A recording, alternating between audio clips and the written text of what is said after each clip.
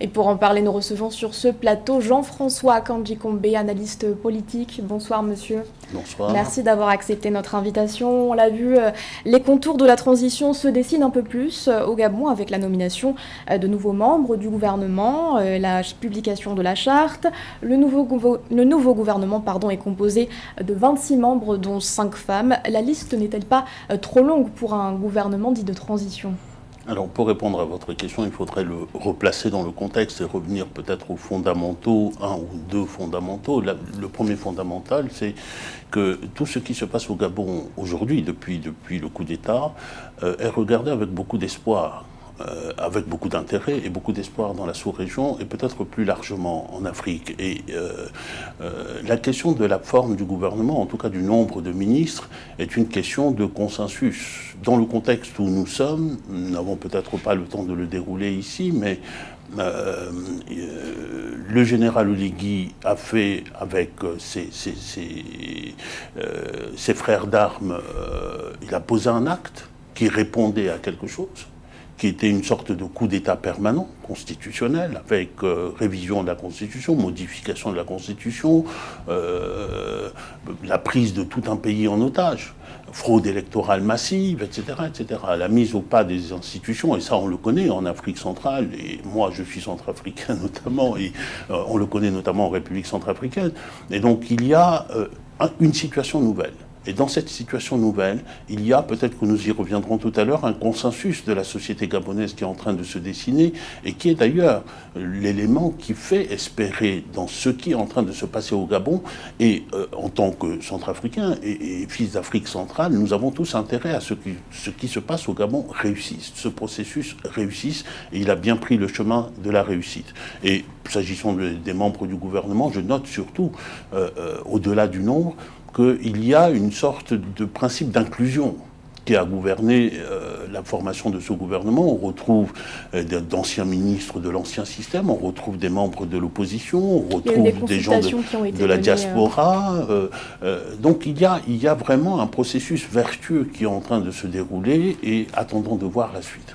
Justement, la suite, ce sera une modification de la Constitution. Est-ce qu'elle est légitime selon vous ? Mais la question de la légitimité, c'est une question extrêmement importante que vous posez. Et elle ne se pose pas seulement pour le Gabon. Oui, parce qu'on a vu que c'est un peu le mode opératoire des juntes. Le Mali, le Tchad.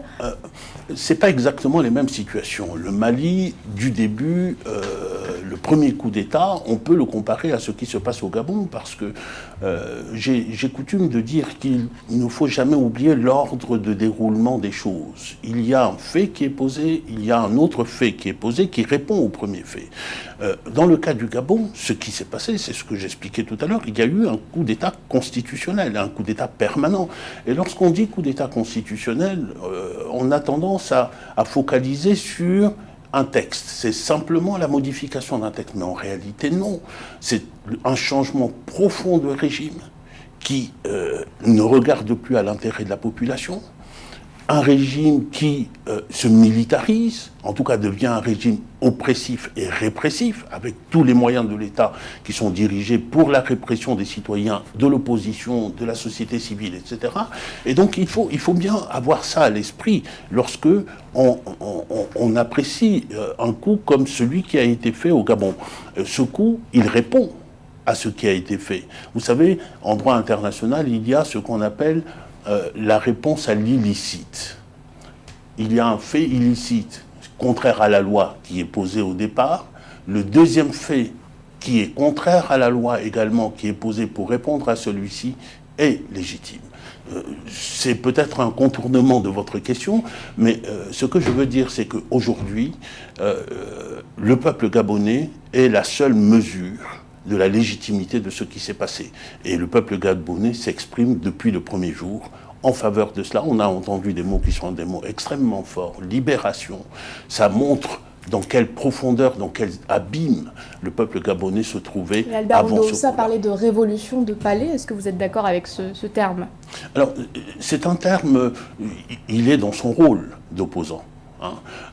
Mon collègue Ondosa, il est dans son rôle de premier opposant, mais il faut observer sur le long cours. Il a prononcé ses paroles immédiatement, après le coup. Ensuite, il a eu un long entretien avec le président de transition.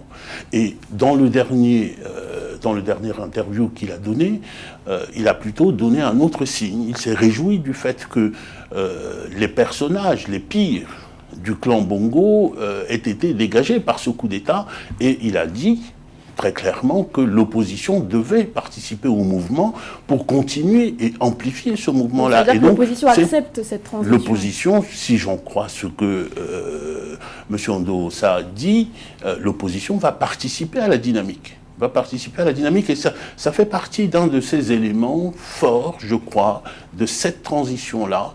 Je dirais même pas de ce coup d'État, parce que le coup d'État n'est qu'un moment qui permet cette transition-là. Et la manière dont cette transition est en train de se dessiner, avec un certain nombre d'actes forts de la part du président de transition, mais d'actes forts également de la part de l'opposition, d'actes forts de la part de la présidente de la Cour constitutionnelle, qui a présenté...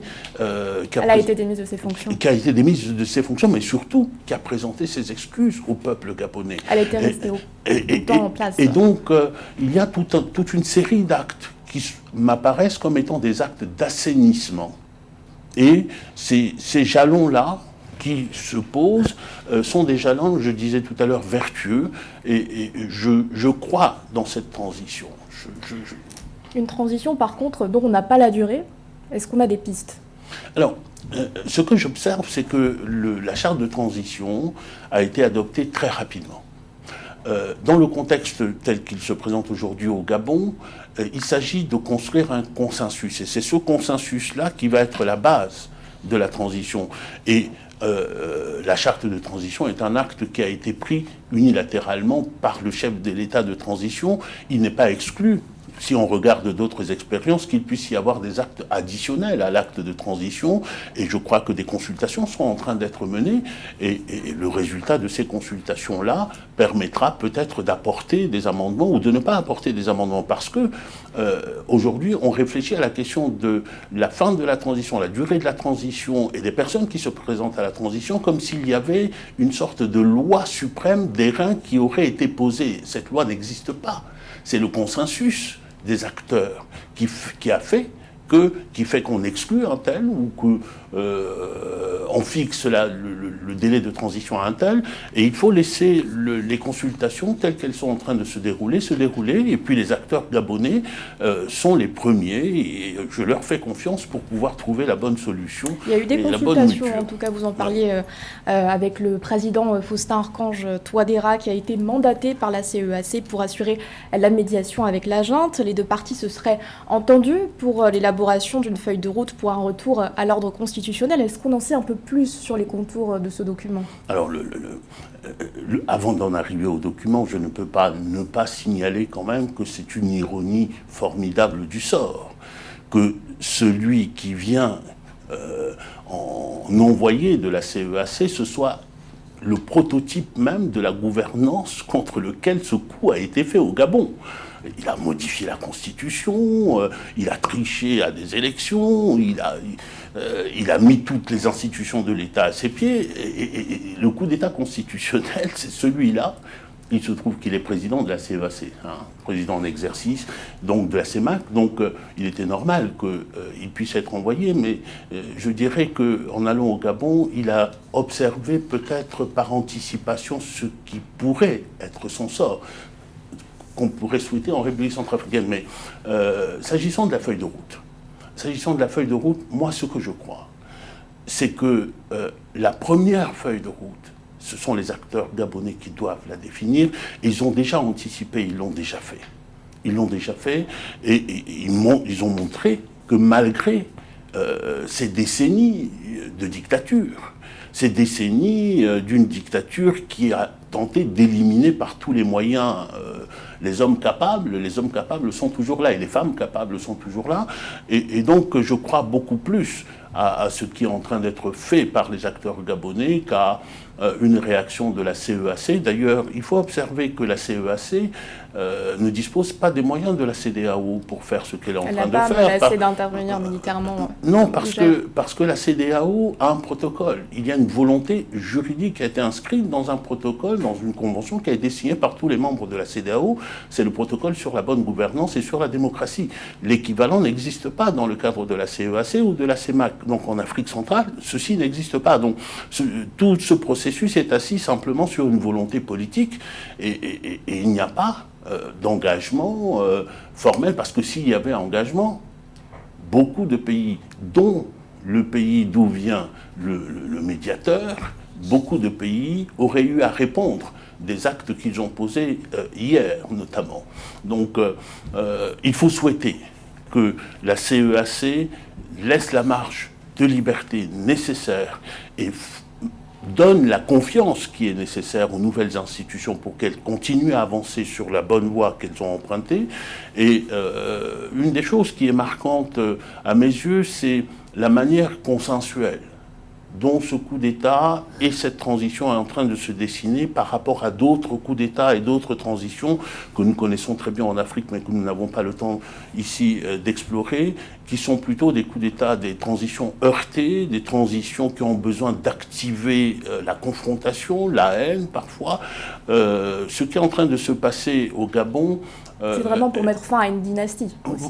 Et pour mettre fin à une dynastie, mais pas totalement. Parce que ce que je lis dans ce qui est en train de se passer, c'est que le président de transition a une volonté de réunir tous les Gabonais, y compris ceux de l'ancien régime, mais débarrassés des pratiques de l'ancien régime. Et c'est peut-être cela qui peut sauver le Gabon, qui peut sauver cette transition et qui peut justement permettre d'arriver à une démocratie sereine. À la fin de cette transition-là, on espère avoir réglé la question de la durée de la transition bientôt. En parlant d'ancien régime, est-ce que le président déchu, Ali Bongo Ondimba, pourrait s'exposer à des risques de poursuites judiciaires ? On a rapporté dans les médias que des valises de billets ont été filmées chez des proches de l'ancien dirigeant. Est-ce que l'ex-chef de l'État, est-il à l'abri de poursuites judiciaires pour enrichissement illicite ? Il n'est pas à l'abri. De la même manière qu'avant même qu'il soit démis de ses fonctions, il faisait déjà l'objet de procédures judiciaires concernant des biens mal acquis. Donc il n'est pas à l'abri de cela. Ce que j'observe, c'est que si procès il y a et si poursuite il y a, cela se fera dans une atmosphère de sérénité, parce que la décision qui a été prise de le laisser libre de ses mouvements et d'aller se soigner notamment, est une décision qui donne l'espoir qu'il n'y a pas dans le mode de règlement de la question de l'ancien président une forme de haine ou d'inimitié. Il doit répondre. S'il doit répondre, il répondra des actes qu'il a posés ou des actes qu'il a tolérés qui soient posés, comme d'autres personnes de ce régime-là. Mais et le mieux, me semble-t-il, si jamais il devait être poursuivi par la justice, que ce soit la justice de son pays, la justice du Gabon, parce que nous avons besoin dans ce contexte-là également d'exemplarité, et que les victimes, puisque c'est tout un pays qui a été pris en otage pendant très longtemps, et donc que les victimes assistent au fait que justice passe. Merci Jean-François Kandji-Kombe d'avoir répondu à nos questions. Je rappelle que vous êtes analyste politique. Merci. C'est moi qui vous remercie.